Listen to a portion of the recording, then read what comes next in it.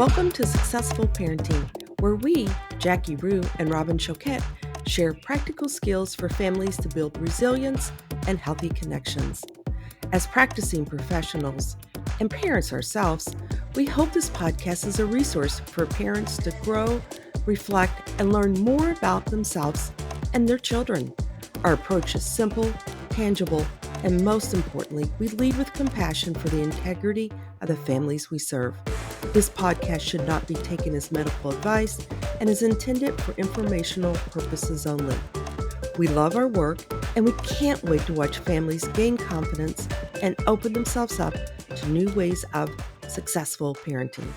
Good afternoon, Robin. How are you doing? I'm good. How about you today, Jackie? You know what?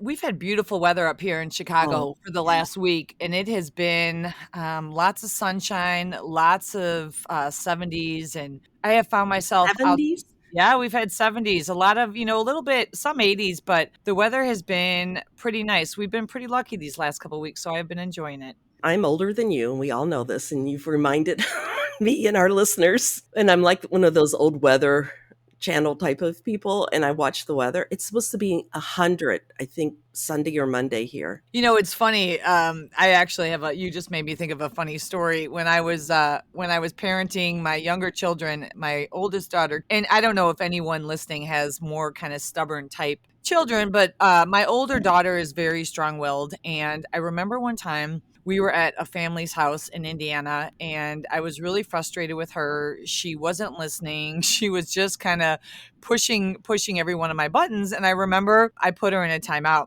There was nothing on TV at that time for whatever reason in this house, but the Weather Channel. And I literally put her in timeout in front of the Weather Channel. My kind of TV viewing. I hate where it's gone. I used to watch it all the time. The ironic part was this child was so strong-willed. She literally said to me, "Great, I love the Weather Channel." And she literally just sat there, and I'm telling you, that child would have sat there for 12 days. She was gonna win this one, and I literally just walked away like she won, like I got nothing. So it makes me laugh because I think so often when we're trying to parent and we're in the hustle and bustle, we find ourselves so frustrated. I don't know about you, Robin, if you've ever run into that. Oh, yeah. I don't think there's a parent alive that could say no to that question, right? I mean, there's been some beautiful moments in my parenting. I did have a strong-willed one like yours who would come back and go, "Fine, give me another week." You're grounded for a week. Good. Another one. Do you want to try a month? I mean, she was one of those type, and yeah. Well, and I find that a lot of times, even though they say that, that's not necessarily what they mean. I had the opportunity to spend some time this week with a group of parents, and this particular group of parents, I was doing a parent workshop, and they have younger children, like ages 8 and under. And one of the things one of the moms said is, it's just so challenging trying to find me time. I feel like we're always so busy. We're doing so many things. We have so many family engagements, so many social, that the kids are signed up for stuff.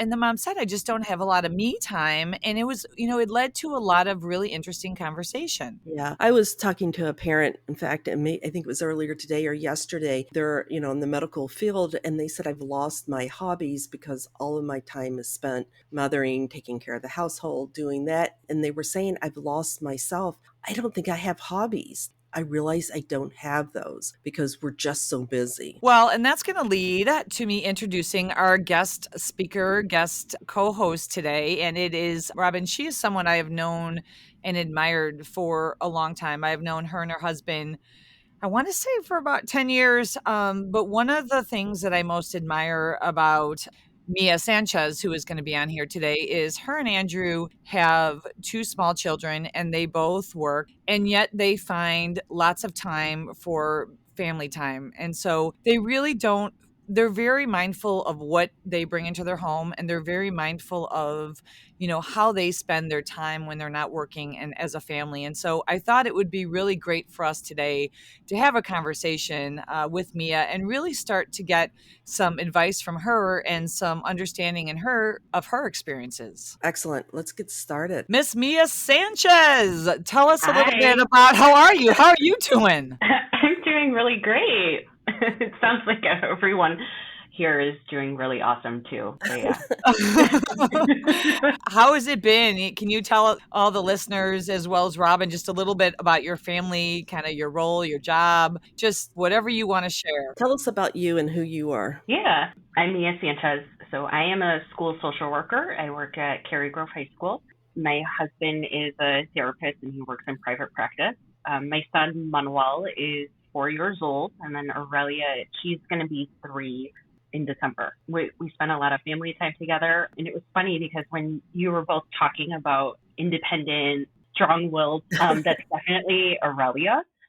And that's something where it's just so funny how both Manuel and Aurelia are just so different too. That is pretty amazing when you see these kids and they're totally opposite in the way they approach things. And we're trying to keep it consistent in parenting, but they're different kids and you have to parent them differently, right? Right. Yes. It's so different because for our son, he was like so calm and he was so easygoing. But Aurelia, she's like sassy pants. I can do this myself. Oh my gosh, like I have to get somewhere in 5 minutes. We got to pick this up. And she's just, I'm going to go on my own time. Don't worry about it, Mom. And Manuel is the rule follower. So he's already in the car buckling himself in. It is definitely such really interesting trip being a parent, but it's just so fun with them. Yeah. So, Mia, which child are you more like? Gosh, everyone sees that Manuel is just like Andrew. If anyone knows Andrew, like he's calm. If Aurelia is like screaming, crying, Manuel is just patting her on the shoulder and like, don't worry about it. It's okay. Aurelia is very independent, sassy, like I said. I want to say that she is not like I was not like that, but maybe my parents would say something different. But she's just very independent, strong-willed, wants to do everything herself. But You're pretty independent. Would you say that? Yeah, you know what? If you talk to my mom and my dad, I feel like they would be, this is exactly like how you were. But I wasn't as sassy. Yeah, I feel like maybe because my parents were so strict, or in my perception they were so strict, but maybe I was a little sassy, especially in high school, probably. But yeah. Did your parents, because you and Andrew both work full time, right? Mm-hmm. Did your parents both work full time growing up? So yes. So my dad worked full time, and then my mom worked also full time up until when my brother was born. So then when he was 5, because he got sick a lot, then she was a stay-at-home mom. Okay. And then both of Andrew's parents worked when he was little. And that's something that like Andrew and I always talk about. So we're really, really lucky and we're really privileged that we have our parents helping out. That's we great. were looking at it. It's amazing. And we can like never repay them. I can't imagine having like, because they watch like our niece and nephew as well. So it's a lot for them. But we were looking into daycare and we didn't realize like how expensive it was. And we're just so lucky that they can help us out. So it's been really nice. Great. How is it, Mia? How is it being a mom with 2 small children? Because we get asked this a lot, working full time. Your husband works full time. How do you and Andrew make it work? Because it definitely, it can't be easy having 2 children as young as yours. Yeah, I definitely feel like some days I feel like it's not working because we're running around. Perfect example yesterday. So to start off the day, so Andrew drops off the kids over at my parents, and then they drop them off at preschool, and then I come pick them up. And then Andrew is still working private practice until like 6 or 7. I had a doctor's appointment, went to the doctor's appointment, went to go pick up the kids, and then I went home and I was like, okay, I'm going to cook dinner and this is going to be great. We're going to relax. And then my phone notified me that I had to take the kids to the doctor. So this is a story about Aurelia. I was rushing out the door and I was legitimately like, oh my gosh, kids, we need to go to the doctor, like yelling through the Did house. you forget about the appointment? I totally forgot about the Oh, appointment. we've Like, all done I that, Jackie. forgot about it. Oh my gosh. And it was like 4:35 and the appointment was at 4:50 and I was just like, we need to, like, Aurelia is like relaxing. She says that she's like relaxing on the couch. And then Manuel is just like, oh my gosh, like, what do we need to do? And then he's getting his shoes and going out the door and he's like opening the car door and Aurelia is still chilling inside. We need to get going. Like, so some days it feels like it's not working. At the end of the day, when we're kind of winding down and getting ready for bed, it's not as big of a deal, when you kind of reflect on the day. Right. But definitely when we're both working, it's a lot. But just taking it one day at a time, and it's really nice because Andrew and I are aligned that family time is just our priority. Mhm. So it's just nice in that way. It sounds like one of the things you guys both have a sense of humor, in touch to just being giving grace to each other and yourself when these things happen and just kind of laughing it off. Would you say that's a key piece of it? Because as you tell that story, that's the thing that I think we've all been there, we've all experienced that. But that's the thing I kept hearing was that you kind of gave yourself grace and you just were able to laugh. Maybe not in the moment, but afterwards, definitely. Oh my gosh. Yeah. Well, I feel like, yeah, go ahead. Well, Sorry. Mia, and I think I shared this with you. Like, I think you bring up awesome story because I think for most parents, when you have young children and you're juggling, whether you're working or you're just trying to juggle your family, I think one of the things that happens realistically is we forget things and we drop balls. But it sounds like, and I would agree, that's almost part of it. Yeah, definitely. Yeah, and I think that that's just kind of like the expectation that we have that we are going to, I don't know, like quote unquote mess up at times, and that's okay because it's not going to significantly damage our children if we forget a doctor's appointment here and there. Yeah, so that's something where we definitely laugh a lot. We talk about like funny situations that kind of happen throughout our day. I think it's just to kind of let go of, a lot of people talk about mom guilt, just to kind of let that go and just kind of just take it for what it is. And that, our kids are, at the end of the day, they're healthy and funny and thriving. And that's kind of the main goal. Yeah. So one of your main tips would be to be able to find the humor in it and not become too hard on yourself. Yeah, I would definitely, I know that's something that definitely takes a lot of practice. In talking with other moms too, I know that a lot of moms feel a lot of guilt with certain things, just kind of Mhm. taking it for what it is. Definitely laughing with your partner. Kids are just so funny. And I know you had mentioned too before about me time and kind of losing yourself in that sense. So that's something that Andrew and I definitely prioritize.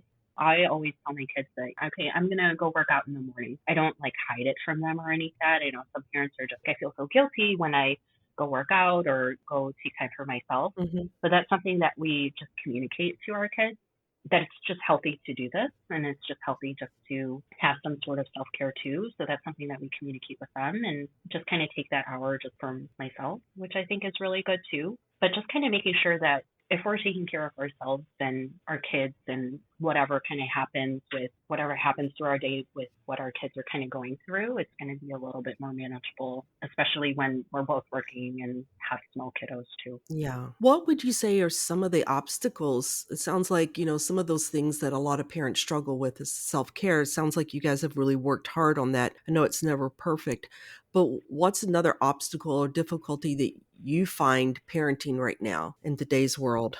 Yeah, so I feel like ever since I was pregnant with my son, I would be looking on Instagram when he was like a toddler. On Instagram, I feel like there's all these social media accounts that they kind of talk about how to keep your child busy. And it seems like they're talking about how to keep your child busy 24/7. Okay, make sure that if they're crying at the restaurant, why don't you try packing all these different kits and toys and all this stuff? Oh, Or, wow. Interesting. I, Yeah. yeah, that's definitely something that I've seen a lot. And it's just kind of like at home too. over the summer, what different activities can you do with your child so that they're not bored at home? And that's something where I felt like a little bit of pressure to kind of make sure, okay, if Manuel and Aurelia, if we're all going to go out to eat, making sure that maybe they're not getting fussy or crying or being loud.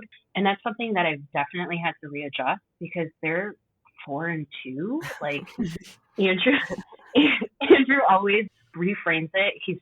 They're still pooping and peeing in their diaper. There's no way that that emotional management. So that's something that if they're, having a little temper tantrum, if that's something that they don't need to constantly be busy with something. And one thing that we've appreciated, and we actually talked about it this weekend, is that both of our kids, they don't take our phone or our computer and start immediately going to YouTube or scrolling through our phone, which I think is something that we've seen in other young kiddos too. So that's something that we've really appreciated. Yeah. And that's something where I totally want to preface that I will totally put on a show if I just kind of need some downtime.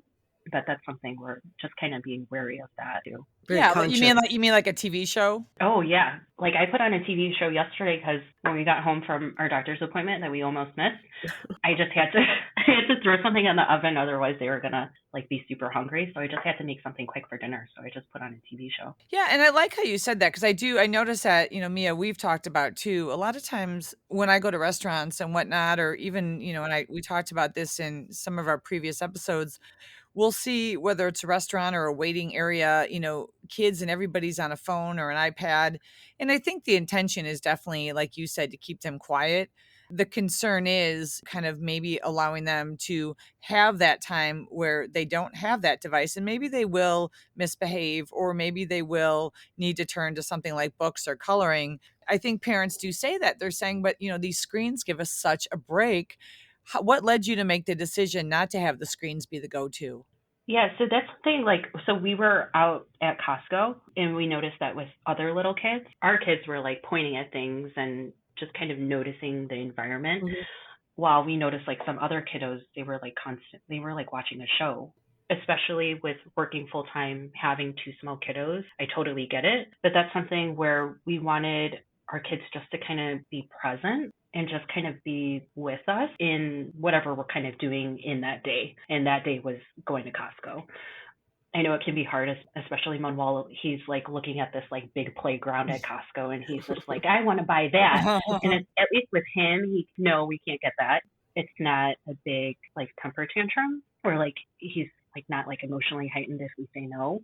But that's just something where that redirection. I think maybe he's probably used to it with us just kind of, no, we're not going to get that right now, but why don't you come help me if you want to pick some apples with me or something, or let's go get some strawberries.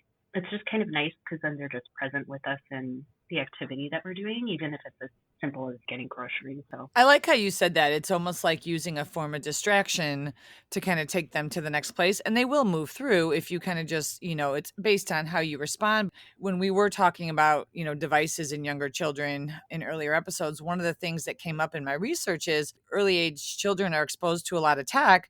Their reactions actually can be more heightened and impulsive. And they said the more tech younger children use, the more you might see those meltdowns and the opposition because they have a harder time regulating. Yeah, that's definitely interesting. And especially with that research too. It's just that Andrew and I have always been aligned in that way, that we just kind of want our kids not to just scroll through phones or have a tablet with them constantly. And it's just kind of nice because then now Manuel will actually help us. He'll put away groceries. He'll put away the apples in our fruit drawer and all that stuff. So it's kind of nice because they're just engaging in our family activity. So it's very intentional what you guys set up and think about in your day, and very conscientious of this is what we want and this is how we're going to go about getting it. And it sounds like the kids are used to it because the two of you are really consistent as well. And I know we've talked a lot about that in terms of consistency in parenting.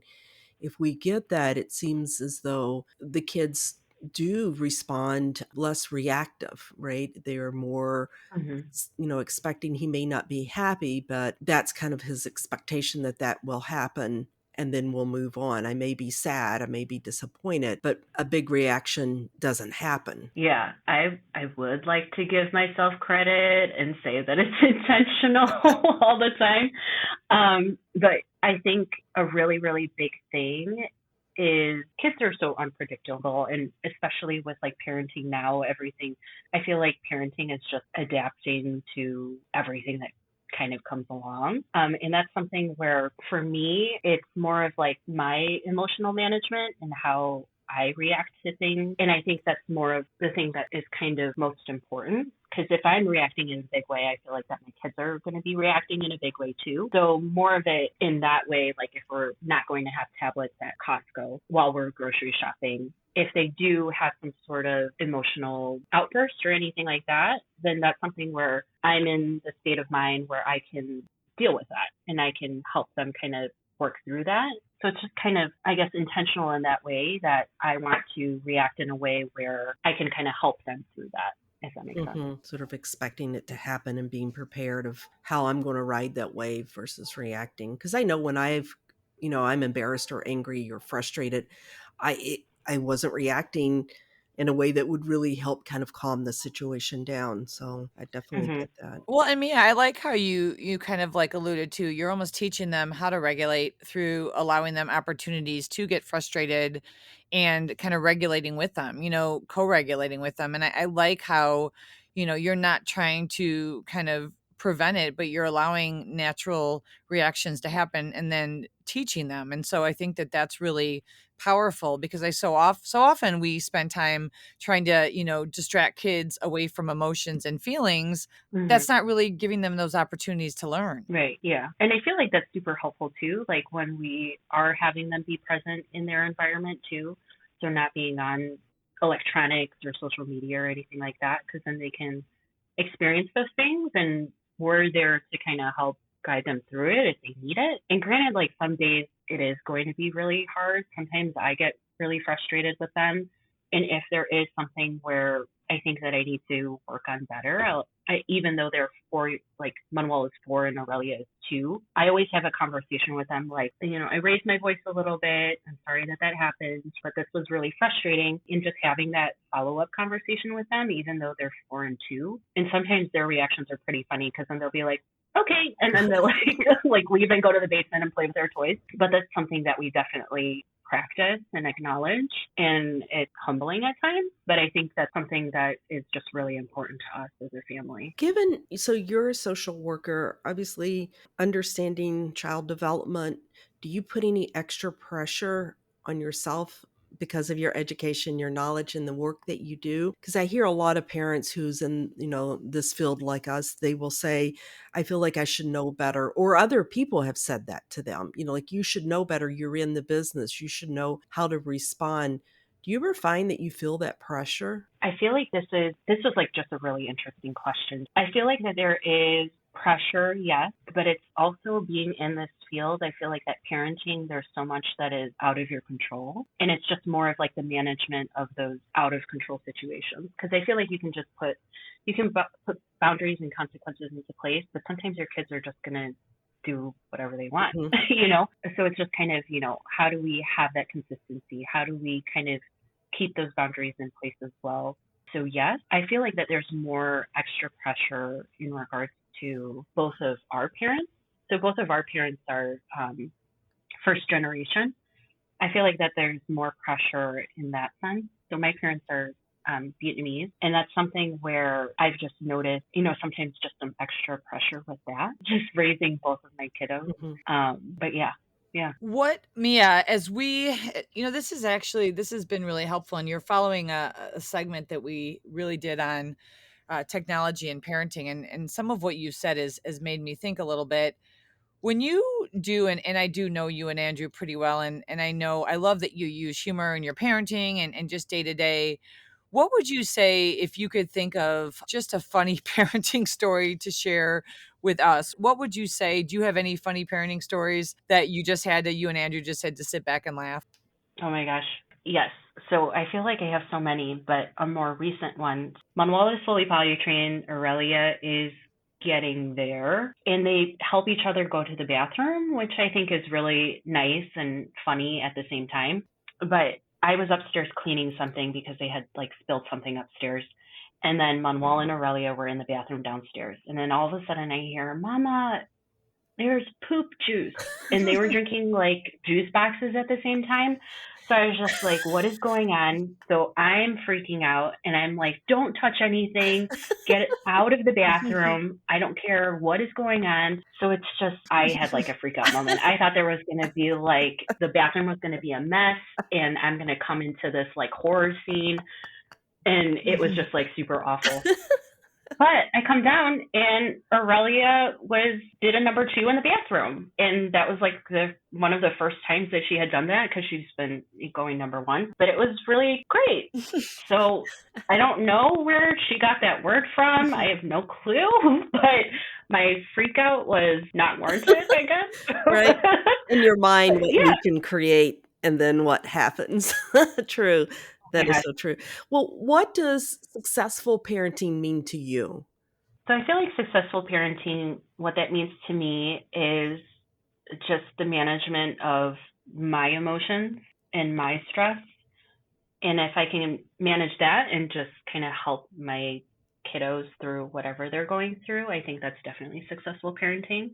Some days are more difficult than others, but that's what successful parenting means to me, and that I can just help them get through whatever they're going through in a helpful and mindful way. I like it. I like it too, and I think that's a good phrase, and that's one I wish you had been around when I was raising kids because I would have probably adopted that. I think way too often, I think we did just becoming, stressed or whatnot. I think I could have done a better job at times doing that, and I really like how you've talked about humor, really being humble and being okay with saying I'm sorry, as well as, allowing them to be okay, not being okay, and have those opportunities that if they do, melt down or misbehave, then you address it and you help them rather than spending so much time and energy avoiding it. And I think as we started, we talked a little bit about how you and Andrew are very purposeful in, you don't have millions of toys and distraction items in your home, that you really do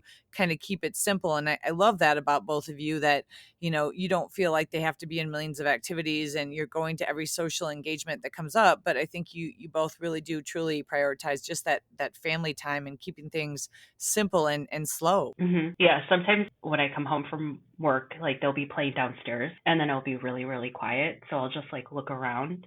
And sometimes they'll just be laying on the floor. So, and it's funny because Manuel was saying the other day, he's just, Mama, sometimes it's relaxing not to talk to people. And I was like, oh yeah, I totally relate. Yes.